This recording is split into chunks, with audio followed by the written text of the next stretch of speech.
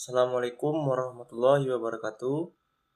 Sebelumnya, perkenalkan nama saya Saibga Karolin dengan nomor induk mahasiswa 23531129. Baiklah, pertama-tama yang saya hormati kepada dosen pengampu pada mata kuliah pembelajaran akhlak di madrasah, kepada Bapak Ngadri Yusro selaku dosen pengampu pada mata kuliah pembelajaran akidah akhlak di madrasah yang saya hormati. Baiklah, langsung saja. Di sini saya akan memaparkan atau memberikan hasil jawaban saya secara lisan, yang dimana nantinya saya akan memberikan hasil jawaban tersebut.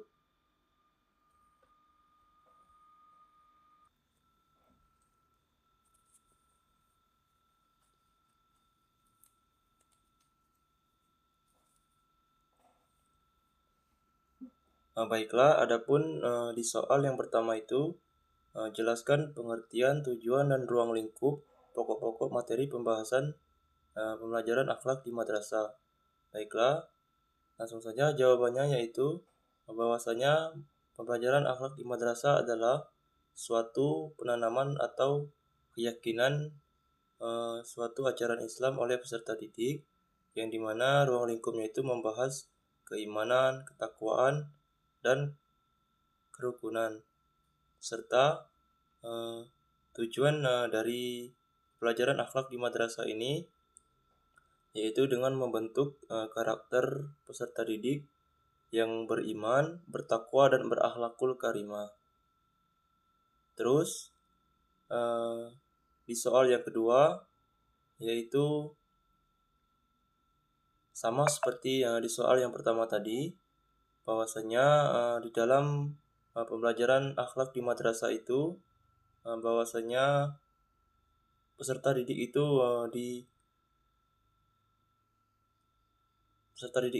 melakukan suatu proses penanaman atau keyakinan bahwasanya untuk membentuk karakter peserta didik itu agar lebih beriman, bertakwa, dan berakhlakul karimah.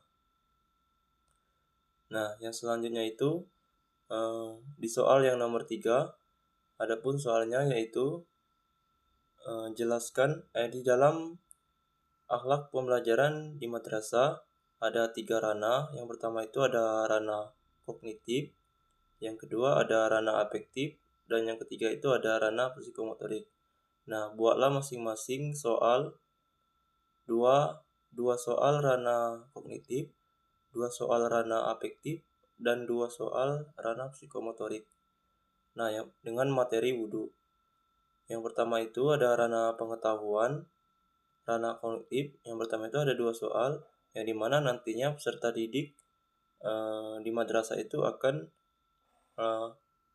mengetahui atau di ranah kognitif ini peserta didik itu akan memahami terlebih dahulu apa itu pengertian dari wudhu tersebut.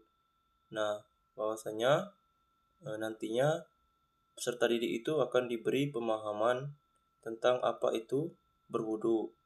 Terus di soal yang kedua itu ada tata cara wudhu. Nah, nantinya di situ peserta didik akan diberitahu bahwasanya pemahaman atau penilaian tentang tata cara wudhu tersebut. Terus di ranah afektif atau ranah sikap, nah nantinya guru akan memberikan pertanyaan terlebih dahulu, yang dimana peserta didik itu harus mampu terlebih dahulu untuk melakukan praktik wudhu tersebut, seperti mereka itu melakukan tata cara wudhu yang benar dan tidak bermain-main.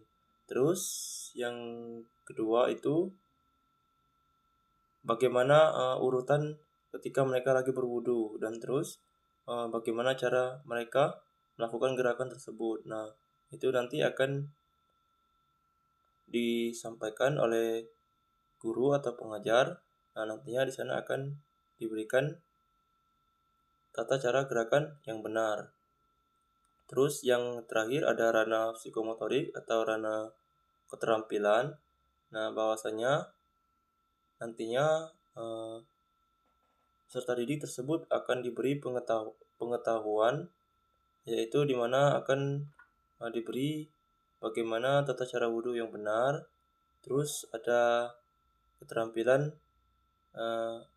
gimana wudhu, gimana saat kita melakukan wudhu itu tersebut agar kita itu khusyuk. Nah, nantinya guru di sana akan memberikan pemahaman yang lebih atau memberikan sebuah keterampilan bagaimana wudhu tersebut bisa sempurna dan mengapa itu harus dilakukan dengan hati-hati.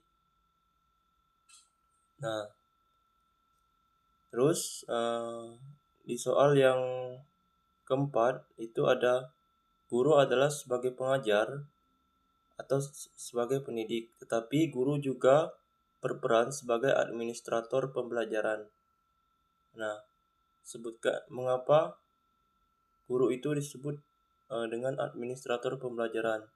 Nah, bahwasanya mengapa guru itu berperan sebagai pengajar dan pendidik, tetapi guru juga berperan penting dalam administrator pembelajaran, dikarenakan bahwasanya guru itu jika tidak melakukan administrator pembelajaran ini, maka pembelajaran di dalam sekolah itu tidak akan terarah.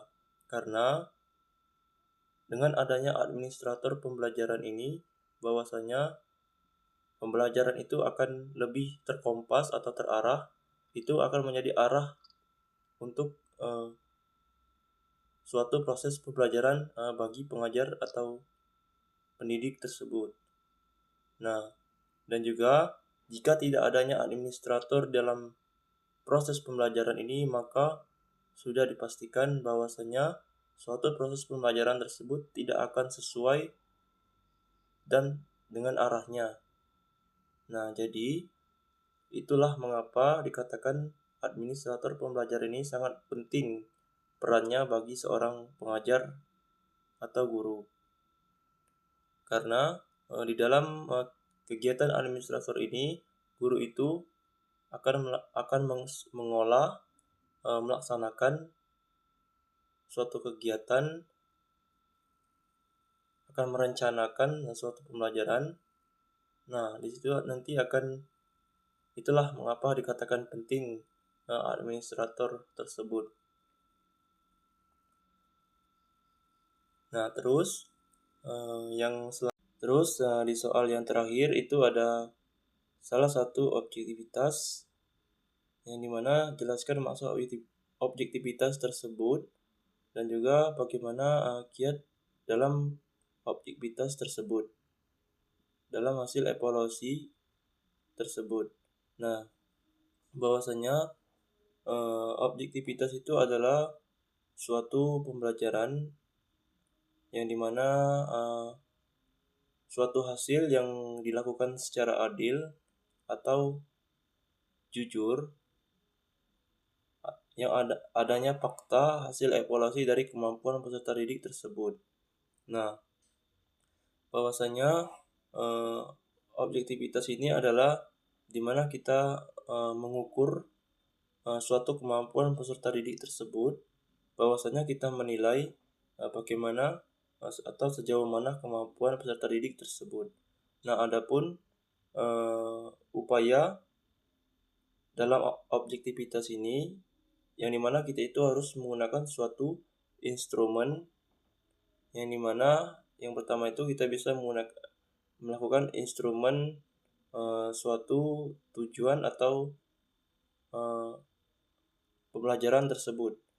Nah, nantinya di situ kita akan melihat bagaimana pembelajaran peserta didik itu agar lebih efektif. Nah, adapun yang pertama itu ada instrumen dari tujuan pembelajaran peserta didik tersebut. Yang kedua ada rubrik atau penilaian untuk peserta didik tersebut. Terus yang ketiga itu ada hasil dari kerja siswa atau peserta didik tersebut. Yang keempat itu ada melakukan teknik penilaian, dan yang terakhir itu ada mengolah suatu penilaian untuk siswa tersebut. Nah, jadi itulah jawaban dari nomor 5 tadi, bahwasanya objektivitas itu adalah suatu alat untuk mengukur kemampuan peserta didik tersebut secara adil dan jujur. Di dalam fakta tersebut ada evaluasi dari hasil yang dikembangkan peserta didik tersebut. Nah, baiklah, mungkin itu saja hasil dari jawaban saya tadi. Jika ada salah kata, saya mohon maaf. Kepada Allah saya mohon ampun. Saya akhiri. Wabillahi taufiq wal hidayah. Wassalamualaikum warahmatullahi wabarakatuh.